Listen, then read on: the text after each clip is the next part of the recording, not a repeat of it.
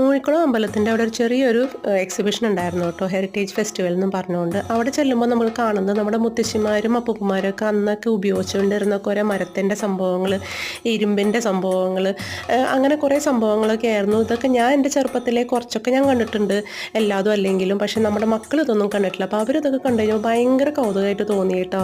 ചില സാധനങ്ങളൊക്കെ എനിക്ക് എൻ്റെ അപ്പൂപ്പനും അമ്മൂമ്മനെയൊക്കെയാണ് ഓർമ്മ വന്നത്. ഈ ഇങ്ങനെ ഒരു തേപ്പെട്ടിയും ക്ലോക്കും, ഈ അളക്കുന്ന പാത്രങ്ങൾ, സോഡ കുപ്പികൾ, മൺപാത്രങ്ങൾ, അങ്ങനെ പലതരത്തിലുള്ള സംഭവങ്ങൾ. ഈ ഒരു പെട്ടിയൊക്കെ പണ്ട് അപ്പൂപ്പന്മാരൊക്കെ കയ്യിലുണ്ടായിരുന്നത്.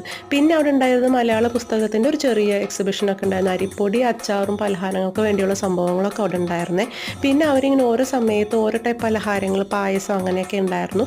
ഞങ്ങൾ ചെന്നപ്പോൾ ഉണ്ടായത് രാമേശ്വരം ഇഡ്ഡലിയായിരുന്നു. അപ്പോൾ അതെങ്ങനെ ഉണ്ടാക്കണമെന്നൊക്കെ ഇങ്ങനെ കാണിക്കുമായിരുന്നു കേട്ടോ. പിന്നെ അതിനെ പറ്റിയ ചമ്മന്തിയും ചമ്മന്തിപ്പൊടി അങ്ങനെ കുറേ സംഭവങ്ങൾ. പിന്നെ സ്റ്റേജ് ഐറ്റംസ് ഉണ്ടായിരുന്നു, ഞാൻ കാണാൻ പറ്റിയില്ല. ചാക്യാർ കൂത്തും അങ്ങനെ കുറേ സംഭവങ്ങൾ. ഇത് വാങ്ങിച്ച് ഞങ്ങൾ പോയി.